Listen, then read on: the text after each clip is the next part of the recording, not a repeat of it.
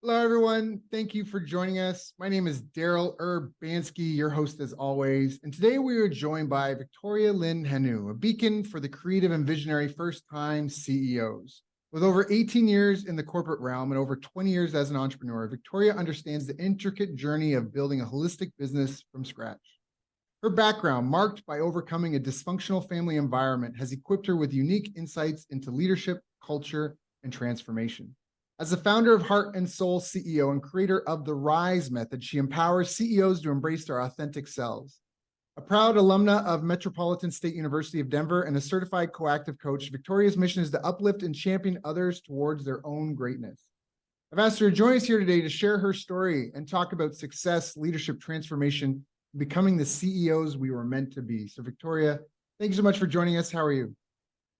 Thank you, Daryl. I'm awesome. And thank you for having me today. I'm really excited to talk to you and see what we can share with everybody else to help them on their journey.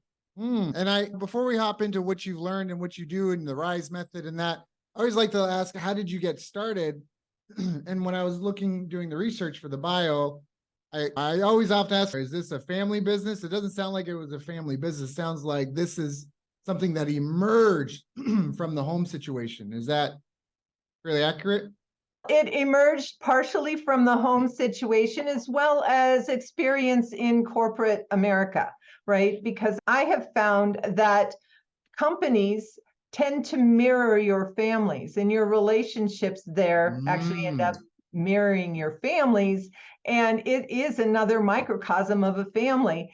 And so it's out of those two things that I came to really working with teams. One taught the other, and the other was quite an adventure. Yeah, I believe that. And that's actually, I almost agree with that wholeheartedly. And the nuclear family is the model for how people interact and engage with the outside world. So corporate, what were you doing in corporate? And then how did that lead to doing this? So in corporate, my degree is in business management with an emphasis in quantitative analysis and minors in systems programming and systems analysis and programming. With that scientific background, as well as I am naturally a people person, and just the way I'm designed, I utilize human design in understanding myself as well as my clients. And in that process of going through corporate, I hit a wall where I realized we were values misaligned. My last company, we were values misaligned.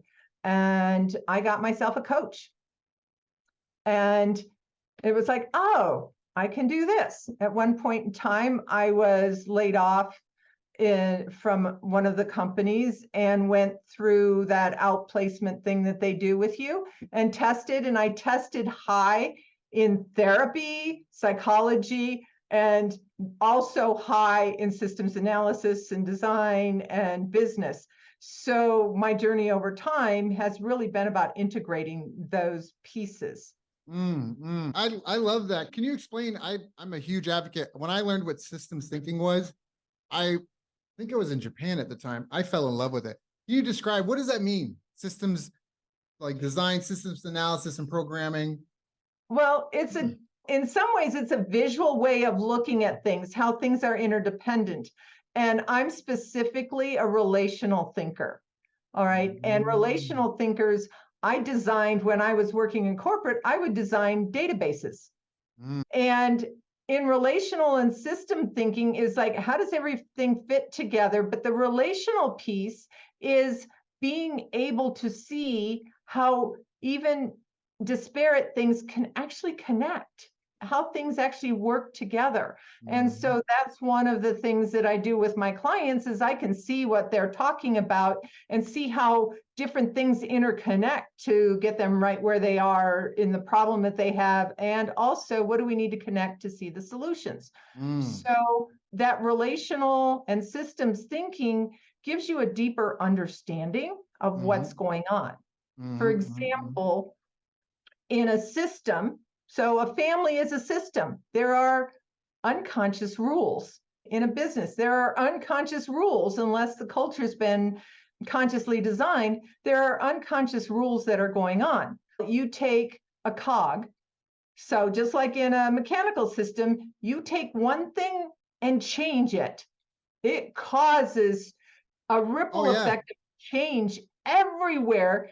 And that's why people don't change a lot, is because that negative impact that comes, because when you change in people systems, other people don't like it because they have to change if they want to continue in relationship with you. I think that's really smart. A good example is I just got a new puppy, and that's been an adjustment, but not a huge adjustment. We had a dog years ago, and so we'd already adapted, but in the absence of it, we had echoes of those behaviors. For example, as a family, we still did a morning and evening walk. That's been something my family's always done, a morning and evening walk. Now, depending on my work schedule, I don't always make the morning one, but I'm always there for the nighttime one. And now that we have the puppy, it's just fit in like clockwork, almost like you said, into that. And it's like my daughter's actually started, she's 4 turning 5. She started waking up earlier. She wants more time to wake with the puppy, but we've always tried to get her up early too. So I get what you're saying, where the introduction of one stimulus, the puppy, has created a cascade of events and effects. And that was something that really, there's a great book called 29 Master Plots. It talks about how all stories boil down to 29 basic plots. And in it, it was also just talks about the dynamics of a story. And people don't realize the more people you include, the more complicated it becomes. Because this is why there's so many orphans as heroes in the stories, because they don't have to worry about their parents. So like Harry Potter's like an orphan, and like they're always orphans in these cases. Spider-Man, his family's gone, and then his uncle died, and so it's just him and Aunt May, because there's a dynamic. It's not this relationship between A and B. If there's more than 2 people, there's A to B to A, and if there's C, then there's person A to person B, person A to person C, person B to person A, person B to person C, and person C to both of them. And so it's like an exponential complicator. I don't think that's the right term, but I'm going with it. So it complicates, it expands the complexity exponentially. There we go. Now I sound more intelligent. Yes, it really does expand the complexity exponentially. But what it also does is it creates that family unit or that business has its own identity. It becomes its own entity, literally.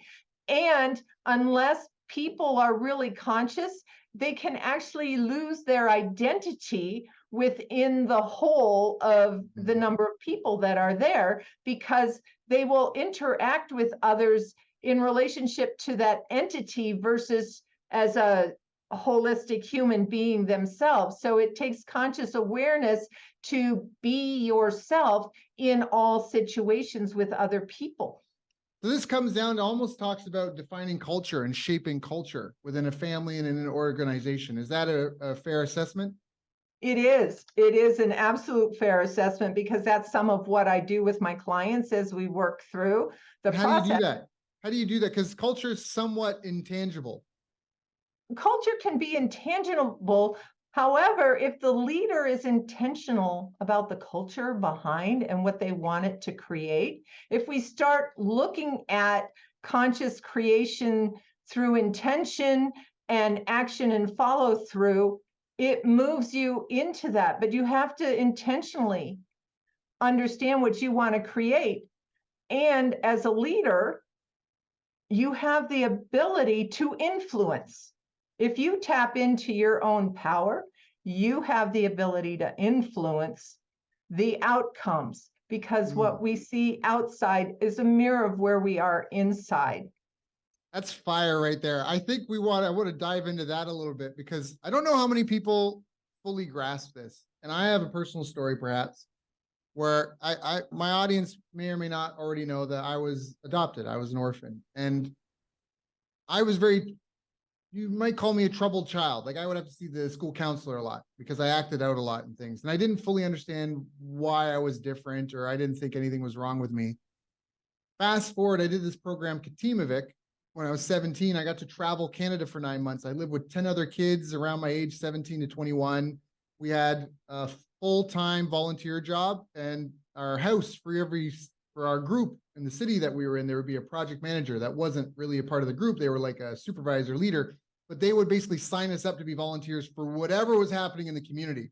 So we had full-time jobs, and then we were basically voluntold to do these community events every night of the week, and we'd only get basically one day off a week. And being exposed, and also every 3 months we would change, and during that 3-month period, we would actually bill it on our own with a local family and live with that family. And after 9 months of having lived with 3 other families and seeing how they interact and their family dynamics, and living with these 10 other kids and seeing like the dynamics that they brought to it, and just the wealth of experience I had, when I went back to my home, I recognized that I had changed. And because I had changed, the family that I was a part of had changed. And things became infinitely better. In a lot of ways, my life was before and after I did Katimovic. Because before, I was a problem child. I had attempted runaways. There was all sorts of things, like I think childcare services had come to my home before. But then when I came back, I'm like a straight A student. Family just functioned so much better. The dishes were done, all that. And it was a real eye-opener for me that in terms of, by focusing on controlling the things that I could control, I could actually change the external world, and I would change things that I didn't even think I could influence. And that was such a powerful, that's just such a blessing of a lesson to have. And it just speaks to what you're saying, right? That people need to stop blaming and focusing outward and focusing more on personal responsibility, personal accountability, and becoming our better selves. Absolutely. And that is an underlying piece behind, that's actually everything that's under the work that I do, because I work with the CEO, right? The first time CEO doesn't necessarily understand that they really have the power. Yes. Right? Yes. That they have the power to influence their entire organization, whether they were the founder and now becoming the CEO, or whether they've been hired by the founder to be the CEO, or somewhere in there along the line. It's really knowing that you can create an organization that mirrors what you want to do and the impact that you want, and to bring people on board. There's a company called DaVita, and it's kidneys. They do kidney dialysis, and they actually have their headquarters here in Denver.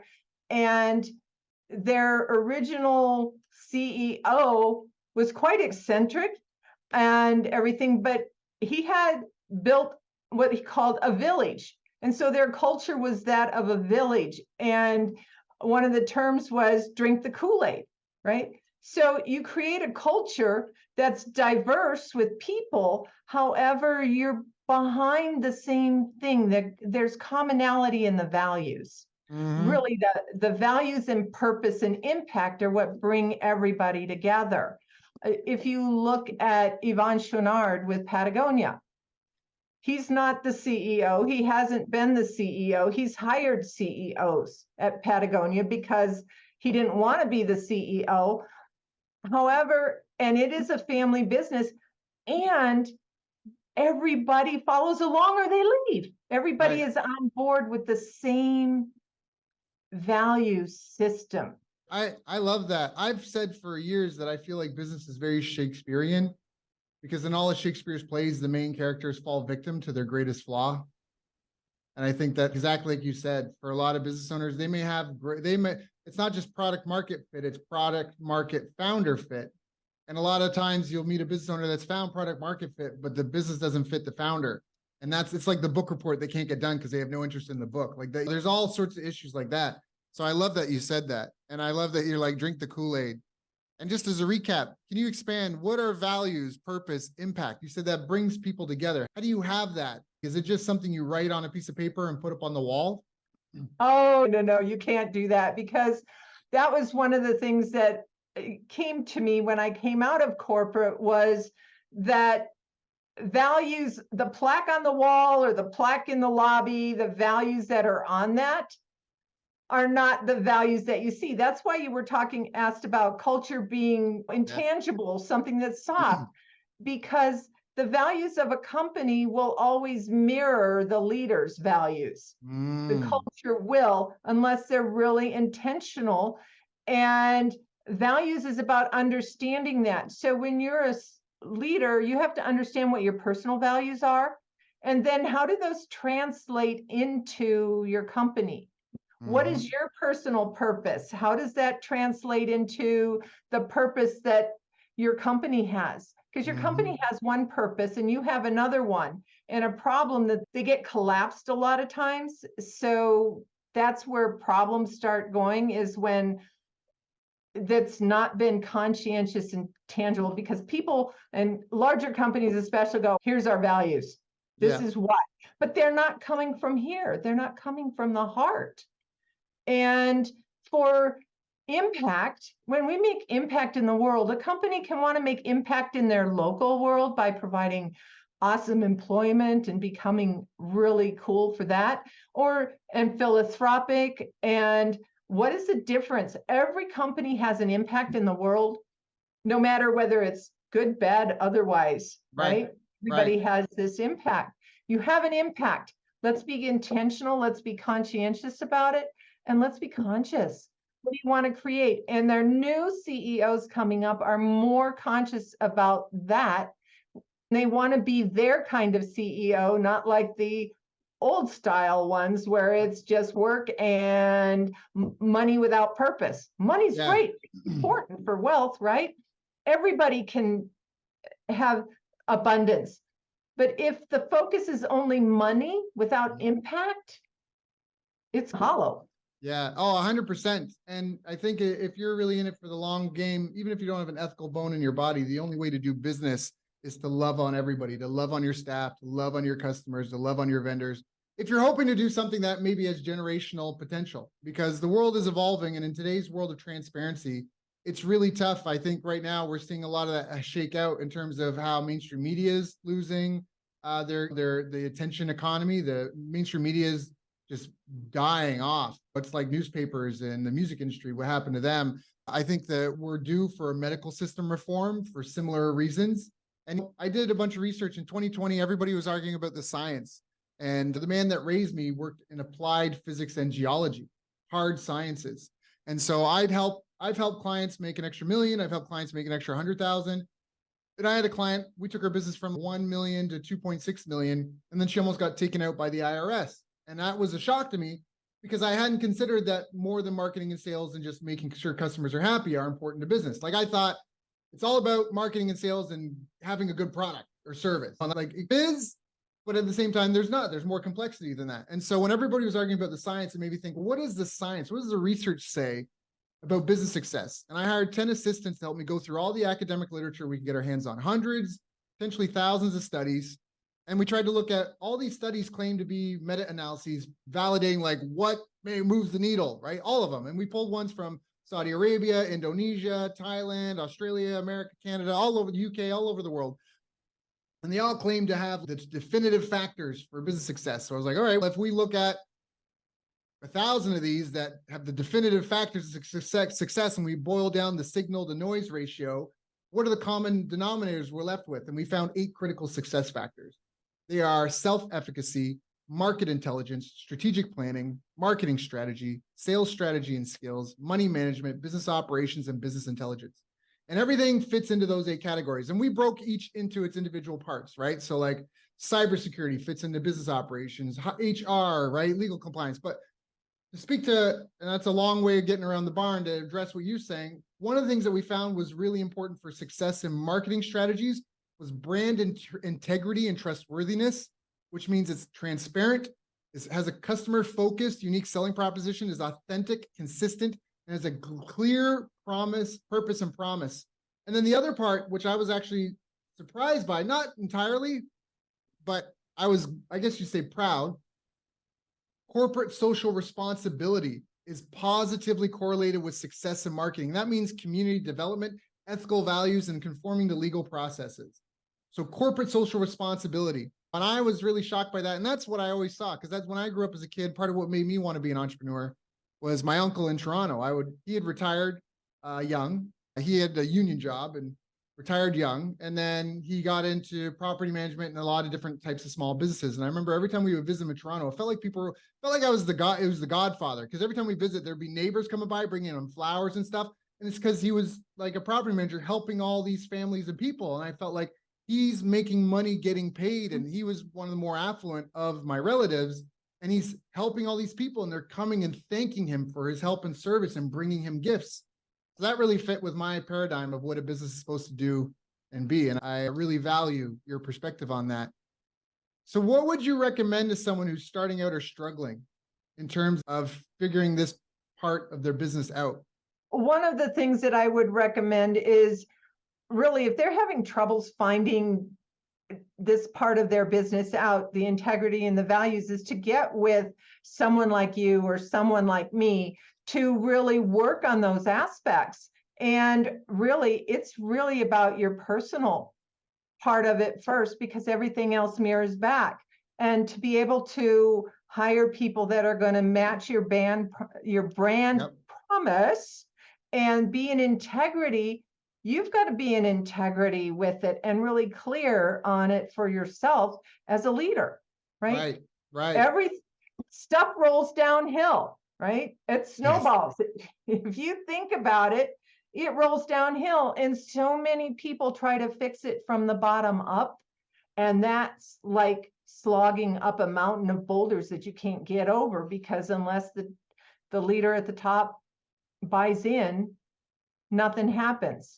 You can try and change it from the bottom, right? But as the leader, as the CEO, if you're struggling with overwhelm, if you're struggling with bringing people on board to where you're going, chances are you're not clear on where you're going. You're not clear on how your brand is connected to you. It's really about having the inside and the outside aligned. If one's here and one's there, it's going to go like this. You can talk up a great storm, you can push, you can market, you can do all this stuff. But if your people inside your company aren't treated like you talk they are on the outside, it's not going to match. And people can literally feel that. Yes, they right? can. You can have great sales and everything, but sales will go away if the inside of your company and your outside aren't in alignment. I love that. And that's so true. All a company is a group of people helping another group of people, and they do it via a product or service. So what do you think are some of the specific skills or behaviors that you believe are important to improve or develop? The ability to reflect. Self-reflection is like the number one piece, right? You have to do that. Yep. Yeah. And you have to be aware of it. And so you can self-reflect all you want, but if you don't acknowledge externally to yourself, oh, here's the parts that don't work or the parts that are working, right? Either one, you have to be able to self-reflect. And then you also have to be able to acknowledge that. And you have to be able to receive feedback and not deflect, which means stepping into being secure enough and having people around you that aren't trying to please you and will tell you the truth and looking for the truth in what's going on. You need people beside you that do that. And I've got $50,000 worth of research that is validating everything that you're saying. So I mentioned those 8 critical success factors. Though everyone asks, what's the one to rule them all, so to speak? And I say it's the self-efficacy. And for us, we said to try to define what is self-efficacy. It's 3 categories. It's personality traits, leadership skills, and personal disciplines. And the personality traits are a locus of control, which you already mentioned. It's being a control freak about the things you can control and not worrying about the things you can't. Extroversion, openness to experience, agreeableness, conscientiousness, and acceptance of criticism and feedback. That is, there's 3 pillars of self-efficacy. That is the one pillar of self-efficacy. The second pillar of self-efficacy is leadership skills. And I was shocked for us in our research, and people may contest it, but vision was not part of leadership based on our research. Vision comes from market intelligence and strategic planning. Leadership skills are, spoiler alert, you already said it, self-awareness skills, communication cooperation skills, emotional intelligence, and adaptability. And based on our research, that is leadership. Because I always thought leadership could be this kind of like branding, like people can get in. sending love. I want to love on all the brand marketers out there, but I felt like brand marketing is where all the failed direct response marketers go. They can't, because direct response marketing is like, it's so transparent. It either worked or didn't. But brand marketing, here's our new logo. Here's our brand dress. Was it successful? Not. There's no way to really, it's a safe place to hide from the fire of failure, I should say. And I'm sure I might get some hate mail. It's very important, and brands there are billion-dollar brands. That is a different subject, but personality traits, leadership skills, and personal disciplines like personal health, physical health, sleep, diet, fitness, mental health, time management, a commitment to improve, like a will to achieve, discipline, and a sense of urgency. Those are the pillars, self-efficacy in business. And what you said I felt articulated that, and I agree 1,000%. So what are some of the greatest mistakes you see your clients and other entrepreneurs making? We've danced around it, but let's really hit it on the head. The biggest mistake that entrepreneurs, while you hit on one, is not paying attention to the business operations, right? You're in business, you've got to pay attention to the business, but the main detractor and the biggest mistake that entrepreneurs, leaders make is doubt of themselves, negative thinking, and being closed to other people that are trusted advisors, right? Not growing. You've hit on a lot of them. And the reason people do this, and you mentioned personality, is as we're growing up, we're programmed in our mind as we're growing up, when we're wide open up until about age 7. And then after that, then we start forming opinions based on that. And when we become adults, that personality, all those personality tests out there, they're just telling you how you were programmed. It's not telling you who you are and all of that. So it comes back to that awareness and really identifying how you can show up for you. So really doubt and going after what I say, bright, shiny objects. BSO syndrome is here. Okay, let's go over this, over there. And I've been guilty of it, right? Thinking you're wrong, or your company is wrong about going the direction they're going, without going, hey, wait a minute. What are we reacting to? Are we operating out of fear? And that's what doubt and fear are the biggest mistakes that not just leaders make, but everybody makes. And it comes from how we feel about ourselves and how we were programmed. Like what you did with your program, the difference between you when you got done with it and after it. Yep. That's what it's like. That's where they go wrong.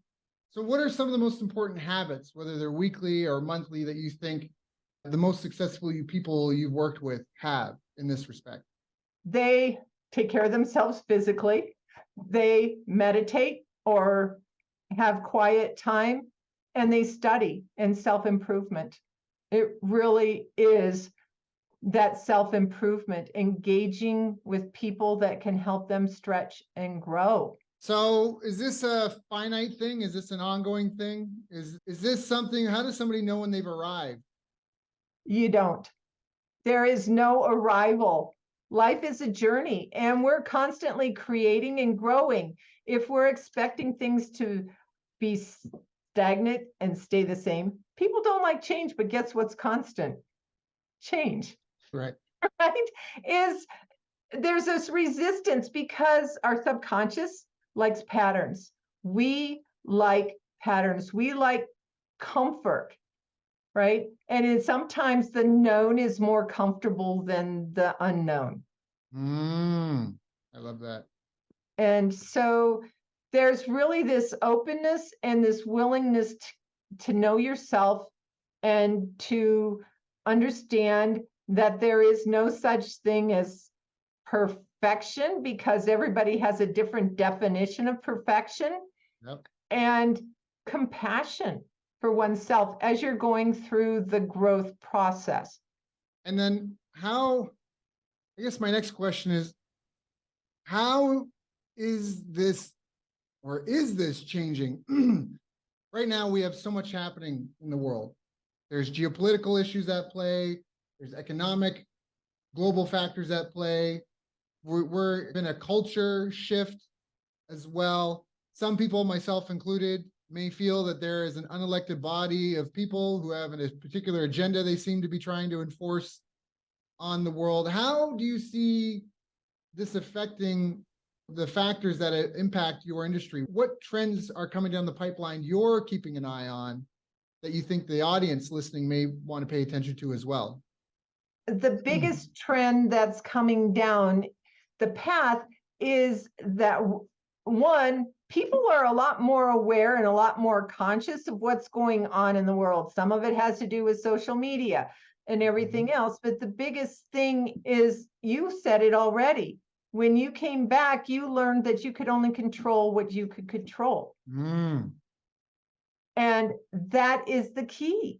We can only control what we can control. And when I work with people, and what I experienced even raising especially my oldest child, is we can't control other people. We can't control what they do. We are not responsible for their choices. We're not responsible for their emotions. We're not responsible for their feelings. We're not responsible for somebody else. We can only be responsible for us. And when we think, because so much our thoughts control so much, when we think ill about someone, then that feeds the negative side. Whereas if we allow them to have their journey and make our choices about whether we want to engage or not, or if you're thinking about something somebody else is doing wrong all the time, you're not making any changes in your immediate world where you can make a difference. I love that. I love that so much. And I think a good example is just what we've gone through the last few years. And now a lot of people are situated with the governments have printed Canada alone. In 2020 alone, 1 year, the Canadian government printed 50 years worth of their annual budget. So it's my personal opinion, I'm going to preface this with that there were no supply chain issues, because I talk to people all over the world and I live abroad, and we didn't have supply chain issues. It's my personal belief that supply chain issues were really export imports being paused while governments tried to figure out what currencies were actually worth, because everybody had a printing frenzy. And so this is a sense of, that's something I can't necessarily control. We should talk about, discuss, obviously, get involved. What you can do, take care of yourself. You can control your debt load. You can control how much food you're buying. And actually, there's something like 30 foods that you buy at the grocery store, you can replant the food scraps of in an indoor garden, even if you want, and then never have to buy those again, like garlic. You can buy a bag of garlic, plant a bunch of bulbs, or a bunch of the pieces of the bulbs, I guess you'd say. And then if you just know your cadence of how often you eat, you would never need to buy garlic again, ever. So there's things that you can control, and there's things you can't control. And we need to talk about the things that we can't control, I think, to a certain extent. But I think it's like an 80-20, where the 80% of our results will come from controlling the 20% of what's going on that we can control so much. And I think that is such a powerful message of empowerment for people here. Exactly. And the key is, there are always going to be things going on outside of you that you can't control. And it's your response to those. It's how you make those look and how you experience those, because you're in control of your experience of these situations. And you can either look at them as problems and go down that rabbit hole, or you can look at, what are the opportunities here? What can I do that will help me be resilient, will help my business be resilient? Did I create a culture in my company where we can be resilient and be innovative in addressing new situations that we have no control over? Yep. And I think a lot of it too is getting clear on the problem you solve. So here's a great example. Let's say you install pools. That is like a one-time thing. People typically don't get 2, 3, 4 pools. They get a pool. So some people may feel that they're limited. There's a season for it, and outside that season, I need to have a second job. But if you understand the problem that you're solving is people are trying to turn their home into a self-sufficient resource in itself, where we don't need to go to the beach, we don't need to go to the community pool, and we can entertain people when they come over. It improves the aesthetic of the property and the value of the property that I built. If you really focus on the problem you solve now as the pool person installer, when you make that contact, that is just the first purchase. There's something called the value ladder, right? And you can have Correct. additional products and services. And what a lot of business owners don't realize, you don't even need to be the one, like, this is so common in contracting. A contractor bids on a job, gets the job, and then turns the job into pieces of work, mini projects, and subcontracts those out. So you could be, and then of course they have to maintain quality. You could be the pool installer and you get that lead and you install the pool and you make that money. And then you find out what else they need. Do you need landscaping? Did you want to build a patio? Hey, you need to have a fence to comply with bylaws. Swimming lessons for the kids. Do you need a maintenance package on the pool? Do you need it winterized? Do you need us to open the pool? Hey, the downspouts from your roof are spilling all these leaves into the pool, which is causing more strain on the pool equipment. You're going to have to replace the pump more often. Do you need to get your gutters fixed? All of a sudden, your one purchase could turn into a string of 10 purchases. You are the relationship. You're handling the relationship. You're closing the deal. You're the representative. You're collecting the money and subcontracting to them. And this is all within your control. And in just 3 minutes here, I've spelled out how a pool installer on their own could have a succession of sales and turn what might be a seasonal relationship, I knew them for a month, into potentially like a lifetime thing. Exactly. Right? And one of the things you didn't mention even on that is, do you really want to have access to your pool year round? Okay, let's put a greenhouse cover over it so you can access it. Yeah. I'm from Canada. How valuable would that be if you had a pool you could use year round? You dig a hole deep enough in the earth, it is the same temperature all year round. Doesn't matter if there's frost on the ground or not. So this is stuff that, again, a lot of people don't think about that. And a business, as we said, like, you never go to McDonald's and they're like, sorry, Sally's sick today, drive-through's closed. Like, the business exists to solve a problem in the community.